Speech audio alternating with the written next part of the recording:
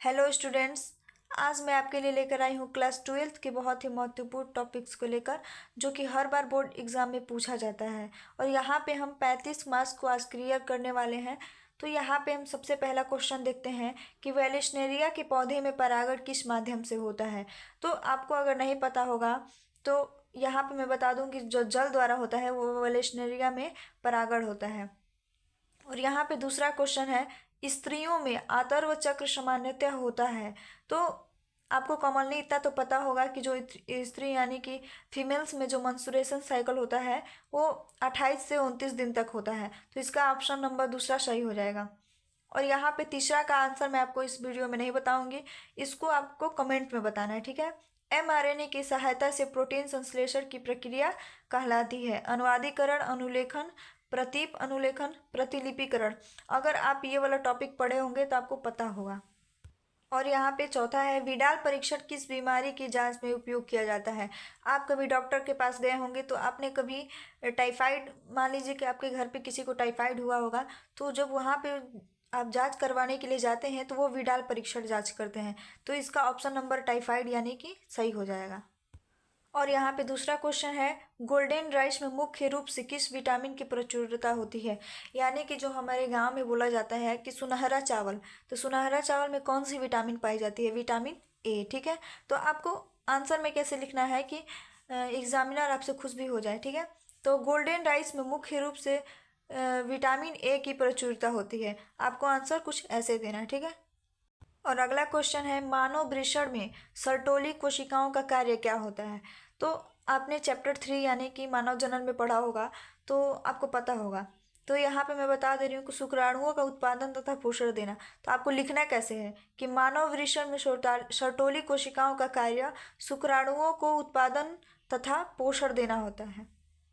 और यहाँ पे लास्ट क्वेश्चन है, मनुष्य में कितनी जोड़ी गुणसूत्र होते हैं। तो कॉमनली सबको पता होगा कि मनुष्य में कितनी जोड़ी गुणसूत्र पाए जाते हैं। तो मनुष्य में 23 जोड़ी गुणसूत्र पाए जाते हैं, जो कि जो 22 जोड़े होते हैं वो पूरे शरीर, बच्चे के शरीर का निर्माण करते हैं। और जो एक जोड़ी गुणसूत्र होता है वो लिंग का निर्माण करता है। और यहाँ पे चौथा क्वेश्चन है, पेनिसिलिन की खोज किसने की थी। स्टूडेंट्स, आप तो ये 9th क्लास में ही पढ़ चुके होंगे कि पेनिसिलिन की खोज किसने की थी, लेकिन यहाँ पे मैं बता दे रही हूँ कि अलेक्जेंडर फ्लेमिंग ने की थी। आप इसको कमेंट में बताइएगा कि कितने ईस्वी में किए थे, ठीक है। और यहाँ पे क्वेश्चन है, अनुलेखन से क्या तात्पर्य है। तो अनुलेखन अगर आप पढ़े होंगे तो पता होगा, नहीं अगर पढ़े होंगे तो ठीक है, मैं बता रही हूँ। डीएनए को टेम्पलेट यानी कि पूरी तरह से इसको जांच करने और देखने के लिए, ठीक है। डीएनए को टेम्पलेट के रूप में उपयोग करके आरएनए का निर्माण किया जाता है। इस प्रक्रिया को अनुलेखन कहते हैं। यानी कि डीएनए को आरएनए में जो बदलने के लिए किया जाता है उसको हम अनुलेखन कहते हैं। और यहाँ पे है, डीएनए का द्विकुंडलित संरचना बनाना है। स्टूडेंट्स, ये हर बार बोर्ड एग्जाम में पूछा जाता है, हो सके तो 2024 में भी पूछ दे। तो इसका आप चित्र को आपको ध्यान पूर्वक देखना है, और यहाँ पे कौन से बॉन्ड किसके साथ जुड़ते हैं उसको ध्यान में रखना है।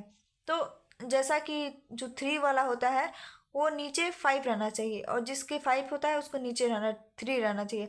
तो जैसा कि आप शॉर्ट भाषा में आपके टीचर्स पढ़ाए होंगे, ए के साथ टी जुड़ता है और जी के साथ सी जुड़ता है। तो ए और टी क्या है, जी सी क्या है। तो ए मतलब कि एडेनिन, टी मतलब कि थाइमिन, जी मतलब ग्वानिन, और सी मतलब कि साइटोसिन।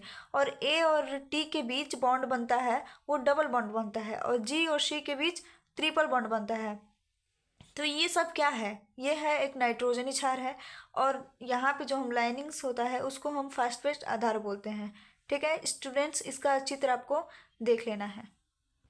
और यहाँ पे अगला क्वेश्चन है, टाइफाइड तथा निमोनिया के रोग जनक कौन है और उनके लक्षण बताइए। तो कॉमनली सबको इस मौसम में तो टाइफाइड या निमोनिया होता ही रहता है। तो टाइफाइड का जो रोग जनक है उसका नाम है साल्मोनेला टाइफी। क्या नाम है, साल्मोनेला टाइफी, ठीक है। तो अगर आपसे 1 नंबर वाला क्वेश्चन में भी पूछ सकता है कि टाइफाइड का रोग जनक कौन है, ठीक है।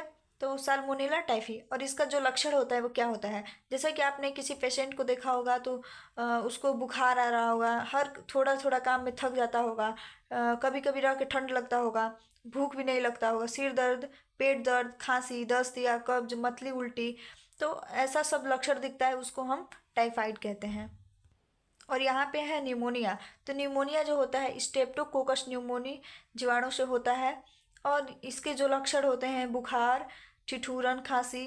और अगर ये स्टूडेंट्स छोटे छोटे बच्चों यानी कि जन्मजात ले लें तो जैसे कि तुरंत बच्चे हुए उसके 3-4 साल तक बच्चों को हो सकता है निमोनिया। अगर ये ज़्यादा ही प्रभावित करता है, गंभीर मामला हो जाता है, तो ओठ और जो नाखून होता है वो नीले पड़ने लगते हैं। और स्टूडेंट्स यहाँ पे जो चैप्टर नंबर 3 है उसके क्वेश्चन तो बहुत ज़्यादा ही महत्वपूर्ण होते हैं, क्योंकि हर बार बोर्ड एग्जाम में इस चैप्टर से पूछा जाता है। तो यहाँ पे दिया है स्त्री जनन तंत्र का आरेखीय चित्र बनाइए। तो यहाँ पे हम देखते हैं, ठीक है। तो जैसा कि आपको फीमेल रिप्रोडक्टिव पार्ट दिख रहा होगा, तो सबसे पहले तो आप इसको बनाने के लिए प्रैक्टिस करिए कि कैसे बनाया जाता है। यहाँ पे 4-5 टॉपिक है जो फीमेल्स में इम्पोर्टेंट है। तो सबसे पहला है अंडाशय यानी कि ओवरी, वजाइना, ग्रीवानल, ग्रीवाशय, ग्रीवा, अंतर्गर्भाशय। यहाँ पे जो आपको उंगली टाइप में दिख रहा होगा, झल्लरी जैसा लगा होगा, उसको हम झल्लरी बोलते हैं, ठीक है। और फैलोपियन ट्यूब जो यहाँ से इतना लंबा गया रहता है उसको हम फैलोपियन ट्यूब कहते हैं। और यहाँ पे सबसे महत्वपूर्ण बात है कि जो पूछ देता है कि फैलोपियन ट्यूब कितना लंबा होता है, तो 10 से 12 सेंटीमीटर लंबा होता है। और किससे वो जुड़ा होता है, जो गर्भाशय होता है किससे जुड़ा होता है, तो स्नायु से जुड़ा होता है। और कभी कभी क्वेश्चन में पूछ देता है कि गर्भाशय का आकार कैसा होता है, तो गर्भाशय का आकार जो उल्टी रखी नारियल होता है उसके जैसा होता है। तो सबसे पहले कि आपको इसका स्क्रीनशॉट कर लीजिए चित्र बनाने के लिए। और चौथा क्वेश्चन है जैव प्रौद्योगिकी क्या है। आपने लास्ट चैप्टर को पढ़ा होगा, तो जैव प्रौद्योगिकी के बारे में बताया गया है। तो जैव प्रौद्योगिकी का वो विषय है जिसके अंतर्गत जीवित चीज़ों को बदलने के लिए तकनीक एक विस्तृत श्रृंखला को संदर्भित करता है। इसका इतिहास जानवरों को पालतू बनाने और पौधों की खेती से जुड़ा हुआ है। जैसा कि एक तरफ से हम कह सकते हैं कि जैव प्रौद्योगिकी जीवों के जीवन के बारे में है, ठीक है। और यहाँ पे लास्ट क्वेश्चन है मानव में शुक्राणु का सचित्र वर्णन कीजिए। स्टूडेंट्स, यह बहुत ही महत्वपूर्ण क्वेश्चन है क्योंकि हर बार भी पूछा जाता है, इम्पोर्टेंट है ये। तो शुक्राणु का चित्र आपको अगर बनाने नहीं आता है तो मैं आपको दिखा रही हूँ। तो स्टूडेंट्स, आपको सिंपली भाषा में अगर शुक्राणु बनाना है तो आपको यहाँ पे 2 लाइन खींचना होगा। यहाँ पे ध्यानपूर्वक देखिए कि मैं कैसे बना रही हूँ, ठीक है।